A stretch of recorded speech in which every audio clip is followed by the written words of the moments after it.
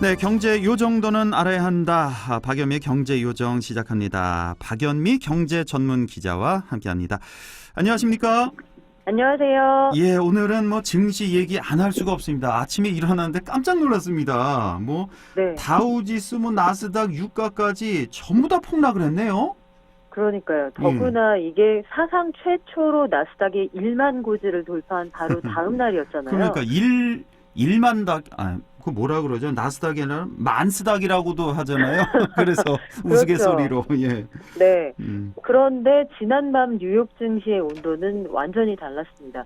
다우 지수가 6.9%, 스탠더드 앤 푸어스 지수가 6% 가까이 떨어졌고요. 예. 나스닥 지수도 5% 넘게 폭락했는데 유럽 증시도 그 영향을 받아서 각각 4% 안팎의 지수 급락세를 보였습니다. 그러니까 왜 폭락을 했을까 곰곰이 생각을 해봤거든요. 네. 그 며칠 전에 그 FOMC 회의에서도 뭐 제로금리 상당 기간 유지하겠다 발표를 했고, 코로나 위기도 사실 이거 뭐 너무나 오래된 악재고 유동성도 지금 넘치는 상태. 근데 왜 갑자기 어젯밤에 이렇게 폭락을 했을까?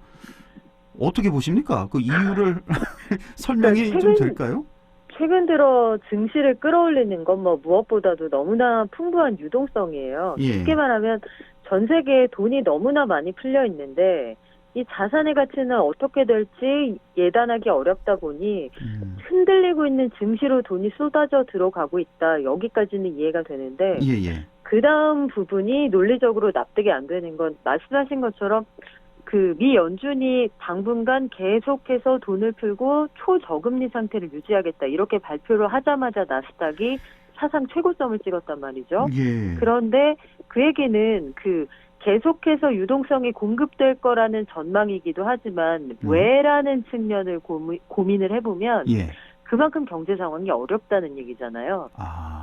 그렇네요. 코로나 또. 사태가 단기간에 정리가 안 될 거고 경기도 당분간은 회복 안 될 거기 때문에 부양하겠다 이런 의미인데 전날은 그래서 올라가고 그 다음 날은 우리가 경제 봉쇄령을 해제하고 뉴욕주가 정상적으로 돌아간다고 하고 보니 확진자가 늘어나더라. 예. 상식적으로 굉장히 예상 가능한 상황이었는데도 이 작은 뉴스에 일희일비하는 이른바 패닉장이 연출되고 있는 거 아닌가 이런 생각도 듭니다. 그래요.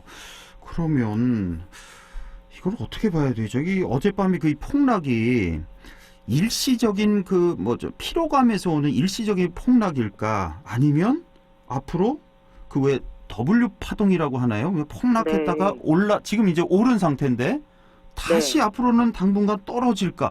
이거 좀 어떻게 예상이 가능할까요? 사실 증시는 그리고 더구나 코로나19 사태 이후의 증시 상황은 뭐 신의 영역인데요. 이 전망한다는 그렇죠. 거는. 예. 지금 상황을 보면 작은 뉴스에 일희일비하는 장세가 이어지고 있거든요. 예. 이러다가 이 반발 매수세가 조금 유입이 되면 다음 주 그 추가로 약간 올라갔다가 또 작은 뉴스 혹은 백신의 임상이 제대로 안 되더라 뭐 이런 뉴스에 폭락할 수도 있고요. 예. 올랐다 내렸다가 주기적으로 이른바 패턴을 그리면서 반복되지 않을까 싶습니다. 그러니까요. 그래서 지금 고객 예탁금이라고 하죠. 뭐 언제든지 주식 살 수 있는 그 뭐 예비 총알 그 자금. 네. 이게 지금 우리나라 뭐 47조 뭐 이렇게 있잖아요. 대기하고 있다가 대기 내가 자금이. 언제든지 달려가겠다 이런 돈이죠. 그러니까 네. 국민들이 상당히 관심이 많은데 지금 이 상황에서 지금 주식을 보유 중인 분들 많이 계시고 또 지금 언제든지 사겠다 매수 대기 중인 분들 상당히 많으실 텐데 네. 이런 분들 지금 각각 어떻게 대처를 해야 될까요? 이게 버핏도 실수를 한다. 요즘에 많이 들어보셨을 거예요. 예. 그분이 이제 얼마 전에, 고령이시기도 한데 예. 세계적으로 정말 몇십 년 동안 명망을 유지해왔던 세계적인 투자가들도 실수를 하는 상황이고 예.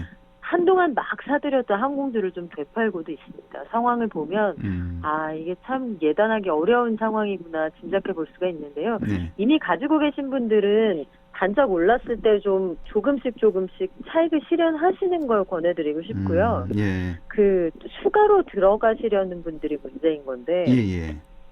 저라면 이제 저 같은 경우에는 그냥 발 뻗고 살고 싶거든요. 시장을 그런데, 들어가지 않겠다. 네. 네, 그런데 이 장기적으로 투자를 하시는 분들 입장에서는 변동성 장세가 기회가 되는 건 또 맞습니다.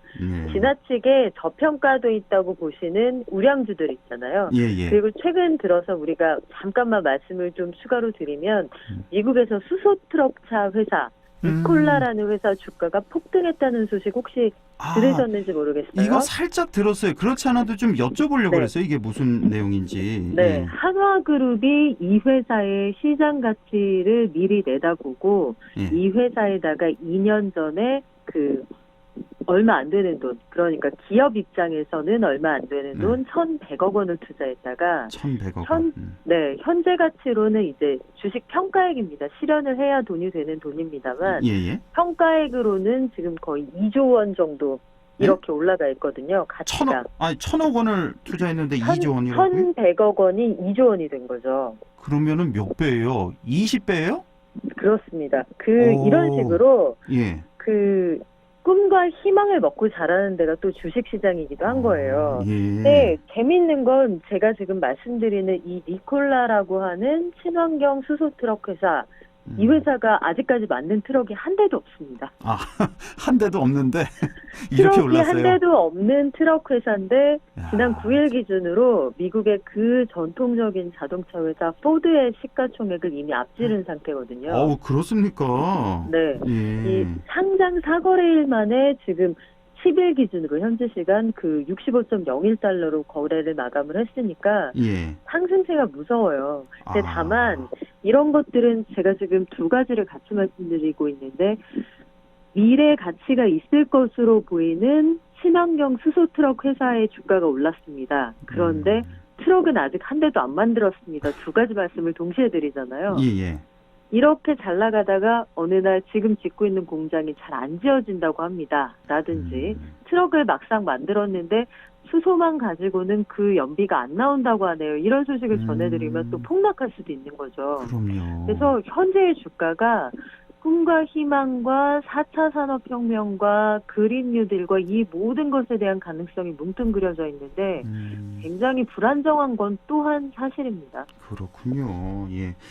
알겠습니다. 그러니까 아직 시작 안 하신 분들은 좀 조심스럽게 들어가되 예, 미래 성장성을 보고 네네. 아주 분할 매수하시면 멀리 보고. 좋겠어요. 그렇죠. 네. 분할해서 멀리 보고. 한 번에 딱 이렇게 사지 마시고요. 알겠습니다. 예.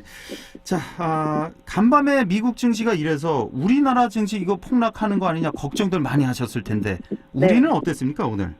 그래도 우리는 나름대로 선방을 했다고 볼 수 있는데요. 코스피가 2% 떨어진 2132.3, 코스닥은 1.45% 떨어진 746.06에 마감을 했는데 물론 뭐 하락을 했습니다만 미국 증시가 폭락을 할 때 보통 우리가 보다 많이 흔들리거든요. 그에 비하면 선방을 했다. 하지만 그 한동안 이어지던 랠리는 주춤했다. 이렇게 보실 수 있습니다. 미 증시에 비해서 우리는 상당히 양호했는데 이것도 혹시 그 기관 외인은 다 파는데 개미들의 힘 아니었습니까 오늘?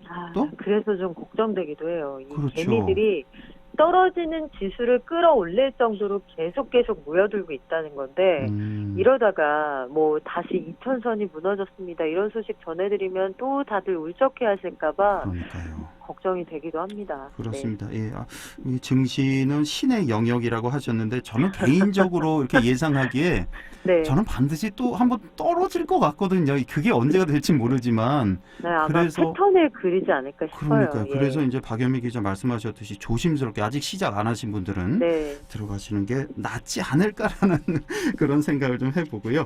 우리 예산 얘기 잠깐만 좀 해볼까요? 올해 이제 처음으로 예산 512조죠. 그런데 내년 예산 윤곽이 좀 나온 것 같아요. 몸집이 좀 더 커질 것으로 보인다고요? 네, 뭐 어김없이 그렇게 되어 오기는 했는데 이 몸집이 불어나는 속도가 굉장히 빠릅니다.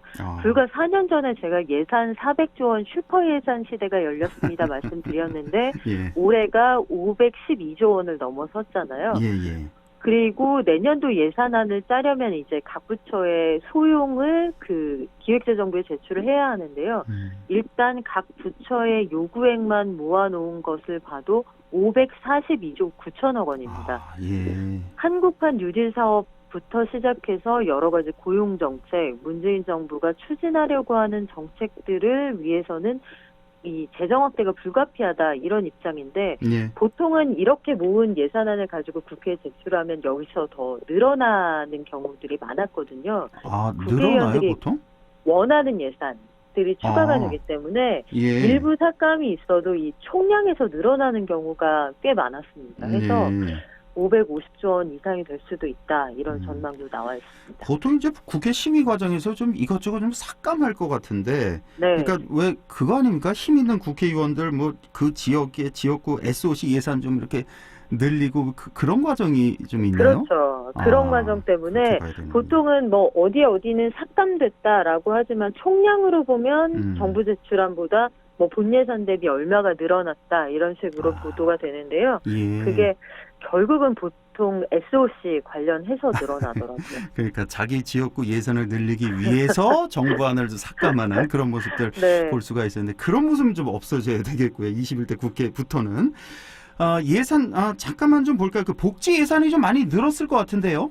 네, 무엇보다도 이게 뭐 예산안이 아직 확정된 게 아니고 예. 정리를 해서 국회에 가을에 제출을 해야겠습니다만 내년에도 뭐 고용 예산이 가장 큰 폭을 차지할 거다. 복지와 관련해서 네. 또 이게 뭐 불가피한 상황으로 보이는데 고용, 복지 이쪽에 예산이 굉장히 늘어날 전망입니다. 예. 관련해서 고용안전망 강화, 뭐 기초연금, 기초생활보장 같은 사회안전망 확충에만 근 200조 원 정도가 들어갈 것으로 보이니까요.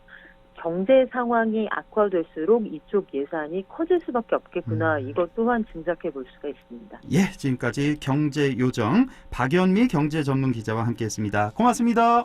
고맙습니다.